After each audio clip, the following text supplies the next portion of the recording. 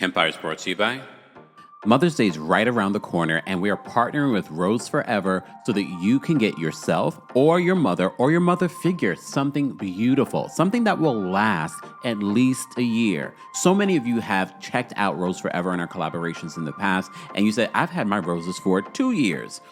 Guys, it might be time for you to upgrade or change those roses. However, we always have a discount code for you. Kemlsey20MD, that's for Mother's Day, is now available for $20 off. It will only be available during this Mother's Day collaboration that we have. Be sure to check out the description for more details on how you can get roses, candles, even other beautiful flowers that will last you at least a year from our friends over at Rose Forever. Again, more information will be available in the description. You're listening to Kemlsey here on the Kemlsey Radio Network. Testing. Is this thing on? If you are subscribed to the podcast, then you are going to get this exclusively. This is not behind the Club Kemlsey paywall. This is a podcast exclusive. I always tell you guys, sometimes I add new thoughts.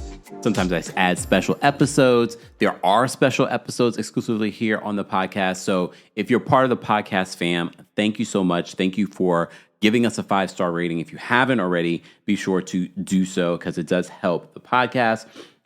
This is a special episode. This is your weekend update. So I have a few stories that I want to talk about that are not necessarily in the same space. I did a separate video and a separate podcast episode, special podcast episode that I did talking about the Shannon Sharpe of it all, the saga. Since I did that particular podcast, there were some new allegations that came out against Shannon Sharpe. So I will briefly talk about that.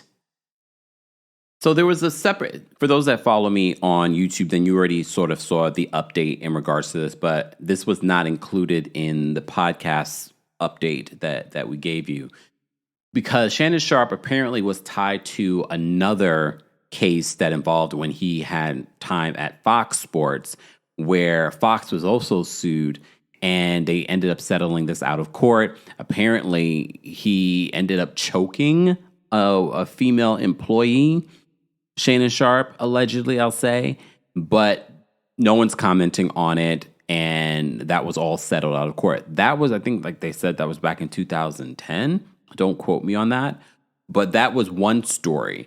Well, then Page 6 writes this in regards to a second woman. They said a second woman is claiming to be Shannon Sharpe's ex, previously accused the former NFL star of rape. Michelle Bundy Evans, for those that were wondering, she is a white woman, who allegedly dated the sports commentator for nearly a decade, filed a lawsuit against Sharpe in late 2023 for defamation, libel, and slander after previously accusing him of sexual assault. Evans claimed that he assaulted her in 2010 after they got into an argument about his alleged infidelity, according to court documents obtained by Page 6. They said that she claimed that Sharpe proceeded to forcibly subdue her, compelling her to her knees, and subsequently engaging in non-consensual oral penetration. Consumed by fear and the perplexing nature of his actions, I harbored a deep-seated apprehension that resistance would precipitate further detrimental outcomes, she alleged further. According to the complaint, Sharpe, who's 56, quote, maneuvered her onto the bed and achieved non-consensual vaginal penetration, all the while proclaiming his intent to make it so no other man would want her. He then, quote, threatened to, quote, ruin her reputation if she chose to share the details of the incident she alleged. In a quote, he levied threats of ruin, declaring that any attempt on my part to disclose his transgressions would be met with a comprehensive campaign to use everyone I know to destroy you, the lawsuit claimed. Evans went on in her lawsuit to accuse Sharpe of making public remarks on his various platforms about their legal feud, which negatively affected her reputation. Evans placed a restraining order against Sharpe following the 2010 incident. However, she later dropped it out of fear for herself and her child, she told the U.S. Sun in an interview published on Thursday. After I filed the restraining order, I was sitting in my apartment with my daughter, Evans said. I had a basement floor apartment with a door leading out to the sidewalk, so I was right there, vulnerable, and somebody came to the door and said, "Shut up, effing B word." And I ran and dropped it right then because I had a child at home with me at the time, and having someone coming to my door with her there, you know that? No, no, no, no. They continued that in a statement obtained by Page Six, a spokesperson for Sharp denied Evans' allegations, saying in part that Michelle Evans' claims are ridiculous and completely without merit. The rep added Shannon had no contact with her for many years. Sharp is currently facing a separate $50 million lawsuit, as you guys know, for a rape and battery from a woman identified as Jane Doe, who claims the NFL star turned sports personality sexually assaulted her on multiple occasions throughout their 2-year relationship. And we say relationship loosely. Part of me kind of looks at the Shannon Sharp situation a little bit differently when I see the statement that he released initially, not the video statement, but the written statement from his attorney, Lanny Davis, who told the world that before he was representing Shannon, that they had offered at least $10 million to the Jane Doe in this lawsuit. But before that, in their statement from Lanny Davis, they told the world this woman's name, even though she filed a lawsuit under Jane Doe. They doxed her. So I kind of felt like, wait, was that sort of an intimidation tactic?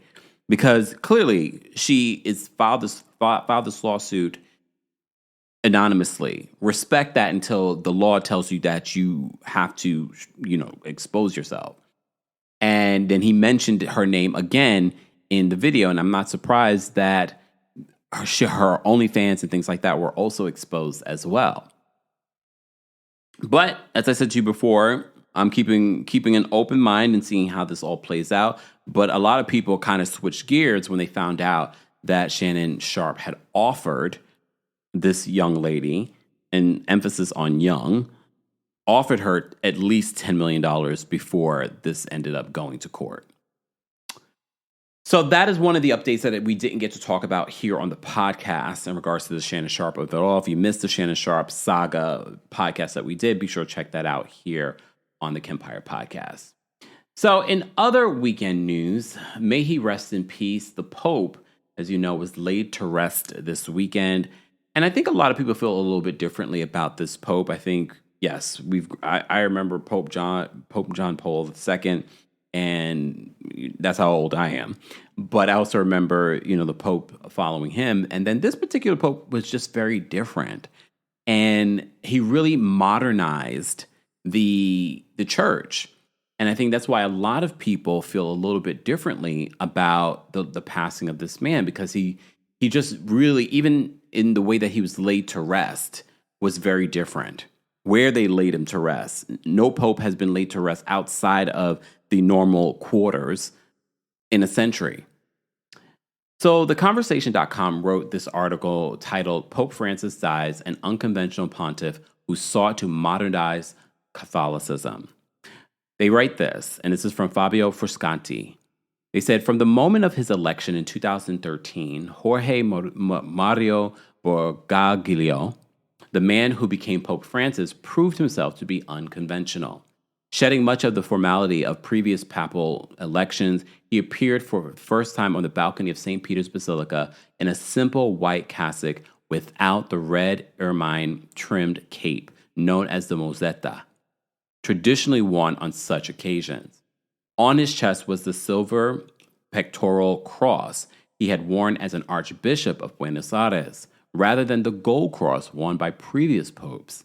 His early demonstrations of unconventionality went beyond his dress, as he refused to live in the apostolic palace, residing primarily in the Domus. I apologize in advance for those that are listening to this and you're like, Kempire, you can't pronounce these words? Well, there's a lot of words here, okay? So primarily in the Domus Sanctae Martae guest house. He was a pope of other firsts. He took the name Francis in honor of St. Francis of Assisi, becoming the first uniquely named pope in over 1,000 years, the last being Pope Lando in 1913. in 913. So that's how long ago, not even 1913, 913. Many of his major teachings, known as papal encyclicals, echoed the wisdom of St. Francis. For instance, Laudato Si, Praise to be You, 2015, and Fratelli Tutti, All Brothers and Sisters, 2020, concerning care for the planet and care for each other, respectively, drew their inspiration from the saint. My roots are Italian, but I am Argentinian and Latin American, he insisted in his recent autobiography. It was his background as the first pope from the Southern Hemisphere and his upbringing in Argentina that formed his role as a voice for those on the peripheries of society, migrants, the poor, victims of war, and the helpless. Such an approach also reflected a diverse new reality within the church. The majority of the 1.36 billion Catholics around the world live outside Europe and North America. He made clear early on that representing this new reality was central to his papacy by making his first official papal visit outside of Rome to the island of Lampedusa in southern Italy, where many migrants and refugees fleeing warfare attempted to land as a route into Europe. Denouncing people trafficking and referring to the 2013 migrant shipwreck that killed over 300 people, Pope Francis would later describe the island as an underwater cemetery for too many corpses. They continue in their article that says Pope Francis was also the first pope to be formed entirely in the spirit of the Second Vatican Council, 1962 to 1965, which brought about fundamental changes to how the Catholic Church related to the wider society and the modern world. This included the celebration of the Mass in vernacular languages rather than exclusively Latin. Such formation shaped his attitude on such topics as the role of women in the church, technology and AI, the ongoing ecological crisis, and the relationship between Catholicism and other faiths. While the Pope had made it clear his feelings that Vatican II had not yet been fully implemented, his adherence to its ethos has made him unpopular with Catholics who view the changes brought about by the Council as misplaced. In 2021, he imposed new restrictions on the use of older Latin Mass, which had been commonplace before the Council, now requiring priests to have the permission of their bishop for such a celebration. This rehearsed the allowances of his predecessor, Benedict, who had permitted all priests to say Mass using the Roman Missal of 1962 without bishops permitting them. The move was unpopular among many traditionalists who saw the Pope as distancing himself from historical tradition. In response, the Pope had criticized those who seek to safeguard the ashes of the past rather than concerning themselves with the future growth and progress of the Church. In many ways, Pope Francis embodied a tension at the heart of Catholicism in the 21st century, too liberal for some Catholics and not liberal enough for others. As such, his attempts at reform necessarily became a fine balancing act. History will undoubtedly judge whether the right balance was struck. His papacy was not without controversy. In May of 2024, he apologized for using a derogatory term for gay men in a private meeting with Italian bishops. The remarks splashed on headlines around the world. The episode was particularly shocking as he had previously indicated a shift in the tone of the Church's attitude on issues such as blessings for same-sex couples. In 2018, he admitted that he made, quote, grave errors in his handling of clerical abuse cases in Chile. During a visit to the country, he had defended a bishop, Juan Barros, who stood accused of covering up sexual abuse. The Pope cited a lack of truthful and balanced information and subsequently invited the victims to Rome to apologize. The Pope's funeral and burial will continue in his unconventionality. He will forego the traditional 3 interlocking caskets of cypress, lead, and oak, instead requesting a simple zinc-lined wooden coffin. He will also be the first pope to be buried outside the Vatican in over a century, asking instead to be buried at Rome's Basilica of St. Mary Major. His funeral ceremony will also be simplified and shortened at his request. Such will be the last act of an unconventional pope, for as he states in his autobiography, quote, "The Bishop of Rome is a pastor and a disciple, not a powerful man of this world." And there's so many different examples. And I'm sure if you are on Twitter or on any of those platforms of social media, you're seeing and hearing about all of these different examples of how different Pope Francis was. And it's interesting because of he was elected for this position. And I don't think when they elected him, they did not know about his past of being this way, of having these thoughts. I think at the time, the church was definitely ready. I think the world was also ready.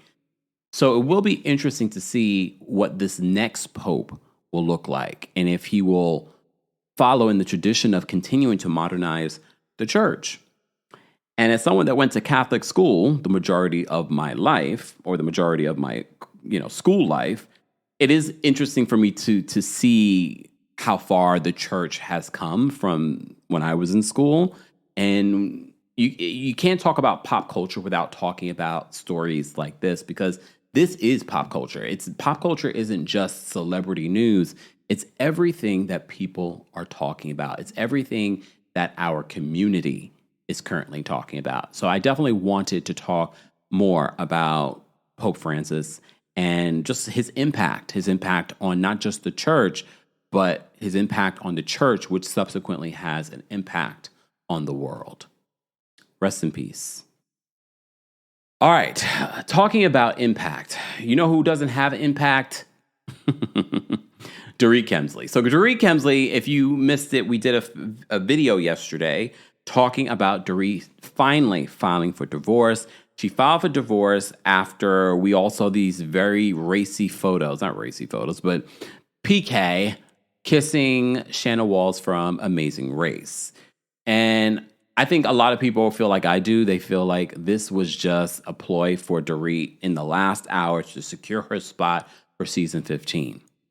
Well, apparently she's gotten Laura Wasser, that's a top divorce attorney in California, and just in the United States in general.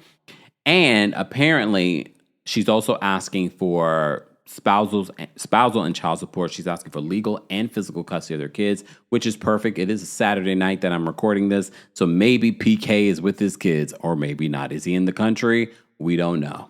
Okay.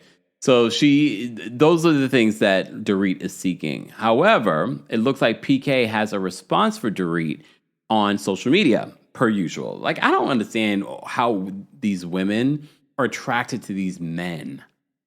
Like, because I think of people like Ralph. I think of people like Martell from Love and Marriage Huntsville. And I think about just like all of this social media, like Peter Thomas. Yeah, this is the man that you marry that goes to social media. And this is what PK posted on his Instagram story. He says, "No one plays victim better than the one who caused the damage." This is coming from, and I'm not saying that Dorit is perfect. She's far from perfect. But at the same time, this is the same man that's barely in town. There's always some sort of financial issues. That can cause issues in a marriage if this is real. Like, you're not perfect, sir. And her filing for divorce is not her playing victim. It's finally her stepping up and doing something. Because this entire season, it's like, okay, Dorit, are you going to divorce him or not? And if he was smart, he would have went to speak to Laura. This is what Sutton was talking about. I know we feel a certain way about Sutton right now, but she was not lying about this. And if there's someone I'm going to take advice on when it comes to divorce, it would be her. She ended up pretty damn good in her divorce.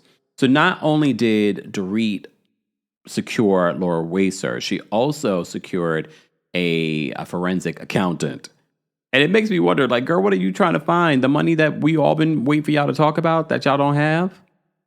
But I think she should, especially dealing with someone like PK. You should definitely have everything. And I wonder if Sutton has reached out to her. I know they're not the best of friends, but I wonder Like, who should I secure? Can she even afford Laura Wasser? But here's the thing. That's the other thing. She's asking for PK to pay for all her legal fees. Then there's that. Then there is that. All right. So was there anything else that I wanted to say about Dorit? Not really. There really is no other update than Dorit has filed for divorce. She removed Real Housewives of Beverly Hills from her profile. Contract negotiations are probably literally happening right now. I saw Debbie Mananopoulos. I can't pronounce her last name. She used to be on The View. She was on The View the first season. She was on Page 6 talking about, I'm in early conversations with Beverly Hills. Anytime they say that, that's a ploy.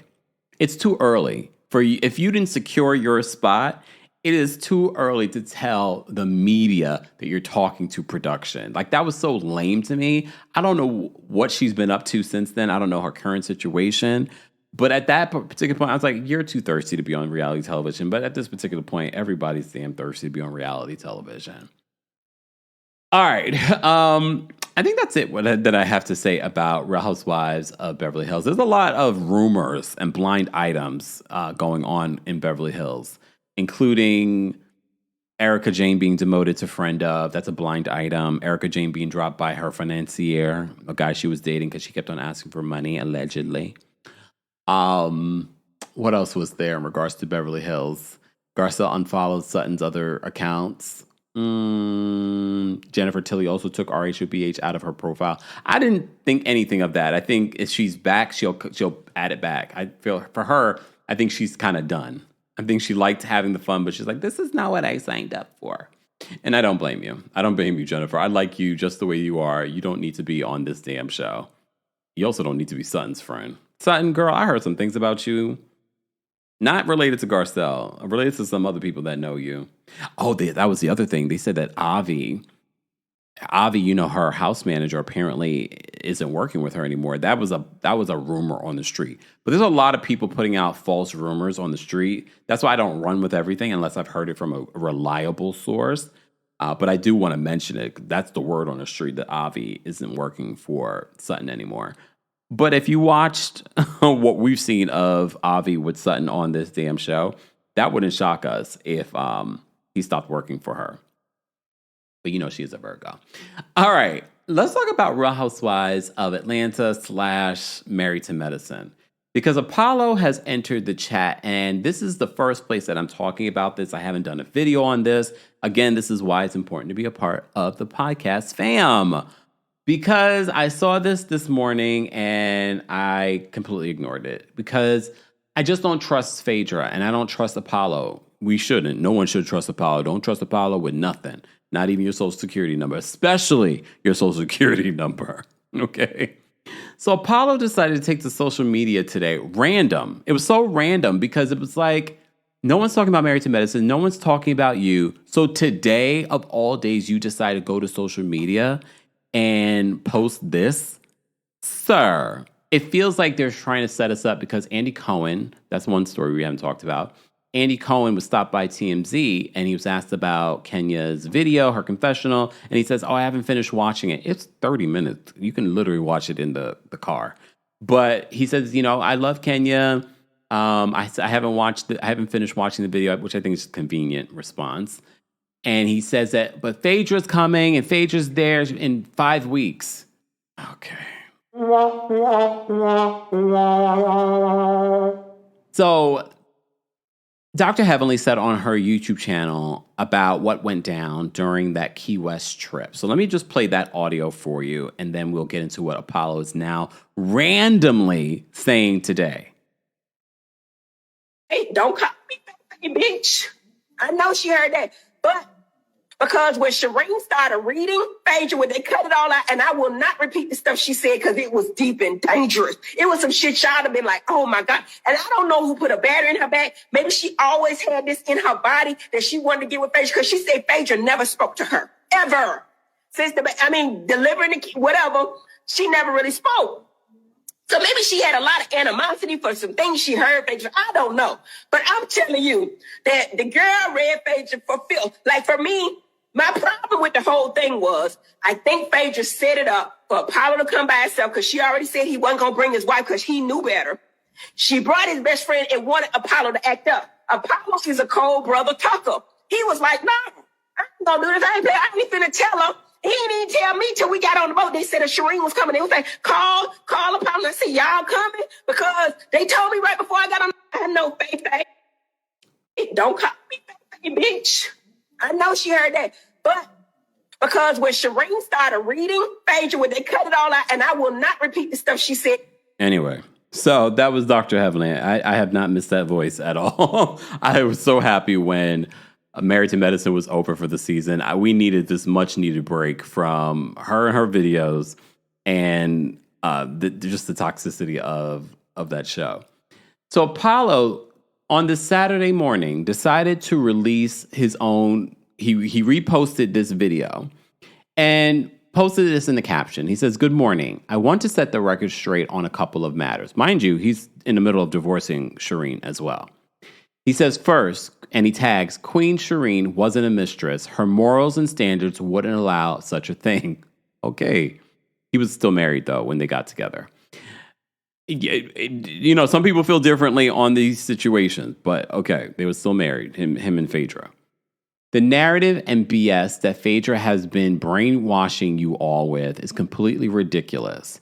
To sit here and say that I was sleeping around while she was pregnant with my child is completely the utmost disrespect. Then to label Shireen as the other woman is totally insane. Phaedra loves to fabricate just for her own pleasure. Some might say you like to fabricate paperwork, but anyway. The timeline doesn't make sense. My child was born mid-year of 2013. I didn't meet Queen Shireen till late 2013. During the time I caught my case, Lord. And Phaedra took off running and turning her back on the reality of things. I mean, wouldn't you? But okay. Second, on Married to Medicine, Phaedra didn't say none of that stuff on the beach. Phaedra knows good and well she wouldn't dare talk to Queen Shireen like that to her face. So stop acting like you are built like that. Third, he says, most of you couldn't walk a day in Queen Shireen's shoes. Are they getting back together? Are they calling off the divorce? She is dedicated, loyal, loving, brilliant, loving mother, a caring person who sacrificed her own wants and needs for the betterment of other people. She doesn't run when times get hard. She's a genuine friend when you need her most. I can attest to this firsthand, but yet you cheated on her. We got the ring cam footage of you showing up at somebody else's house. We even got the ring cam footage of you Netflixing, chilling with this other woman, but all right. I will always be indebted and love her and support her and will always have her back. I love you, Queen Shireen. Sorry I put you through all this. It sounds like they're trying to get back together. Y'all are a mess. Keep us out of this, okay? He then says, I will definitely expound on this a little later, but the bullying, lying on people, and false narratives will be exposed really soon. Trust me. Have a great Saturday. This felt like to me immediately when I saw this, guys, ladies and gents, immediately I said to myself, Andy just said that Phaedra's going to be on here in 5 weeks. Phaedra filmed for like 2 weeks, the final weeks of filming for Real Housewives of Atlanta. Nene even said this week, the fact that they brought Phaedra on says to me they needed someone to start some stuff because maybe the season wasn't going that well. She didn't say that, I'm adding that, but I've been saying that if you watch my recaps. And it feels like they're setting us up by putting this out there. Dr. Heavenly also said in one of her random videos that Apollo doesn't move without speaking with Phaedra. And everyone's wondering, what will Phaedra's storyline be this season? It feels like it's going to be a continuation of what we saw in Married to Medicine with the check stuff, with Shireen stuff. Everybody's trying to get a check because everybody needs a check. Because what exactly is Apollo doing for money right now? He's a 2-time felon. And I'm not saying that to down the felon. Shout out to all the felons. But what I'm talking about the reality. He's a 2-time felon. What is he doing for money right now? But based off his Instagram, he's living quite well. I don't know. Here's the thing, Apollo, as well.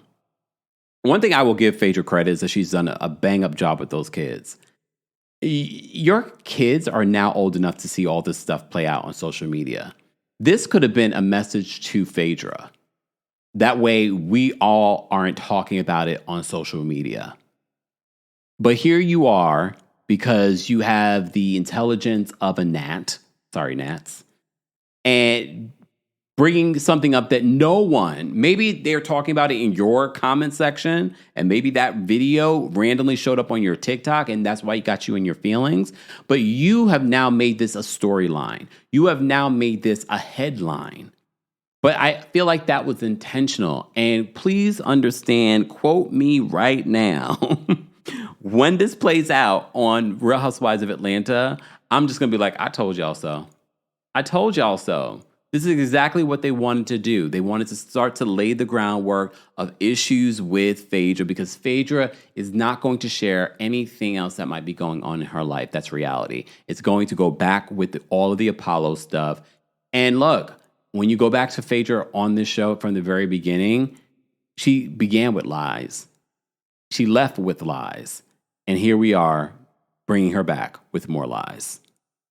I'm truly over it. I already said and I predicted that she would stink up the place for Married to Medicine. She did, offered nothing to that show. And now she's returning to Real Housewives of Atlanta to do what exactly? I think they're fine with the newbies. I think they could get rid of Britt Edie. She's really just not. And look, this is, y'all know I'm not a Kenya stan. She's offered nothing. If she's offered something, then I'd be like, yeah. Kelly and Angela, I'm willing to see more. I'm not saying that they're stars and that they're standing out, but they're interesting enough. I feel like we have some good stuff here. But Britt's not doing it for me. I'm not looking forward to Phaedra because, again, it's just going to be like, ooh, yes, I do declare. I'd like it. I'm tired of that. Come on. Again, if we're watching a reality competition show, it's different. You don't need to know anyone's life or have some sort of story. But here we are. Even the after show, seeing Phaedra and Portia with their little dancing, and I was just like, oh my God, this is so sophomoric. And that's the thing with Phaedra I will never get, because I know she's an intelligent woman. I know there is depth to her, but she refuses to show that depth. She prefers to parade around like an Instagram model than to really, and look, you could be an Instagram model and be very intelligent, but she doesn't show that as much as she used to. She shows more of the Instagram model twerking and just like a caricature of herself. It's sad. It's sad. My idea for Phaedra, outside of all the Candy stuff, I said what they should have done with her if they wanted to keep her on reality television. She's an attorney. Give her a judge show. I've always said that she should have done some sort of judge show. She is an actual lawyer. Is she a good one? Win a case. But no, she don't need to win a case. She can oversee. And for me, she would be perfect in that role because she's funny, sassy. In that particular role, she doesn't have to share anything about her life. She just can sit there and judge everyone else's life. I don't know why that never became a thing. I think she would have been perfect for that. But I've been saying that for years, and I'm surprised that's never happened. That's the only thing that I could see Phaedra doing, because I'm not interested in Phaedra doing any sort of reality show about her life, because you're never going to get her real life. And honestly, at this particular point, I don't care. I don't care. But maybe y'all do. Maybe y'all care. Do you? Do you? Do you not? Well, that was a quick little weekend update, guys. Rest in peace to Pope Francis. Rest in peace to Real Housewives of Beverly Hills. It looks like they got some things to handle over there when it comes to their casting. And Apollo, get away from us with this, please, and thank you. Thanks for tuning in to Kempire here on the Kempire Radio Podcast. As always, don't forget to give us a 5-star rating on Apple Podcasts and on Spotify. And for everything Kempire Radio, head on over to KempireRadio.com.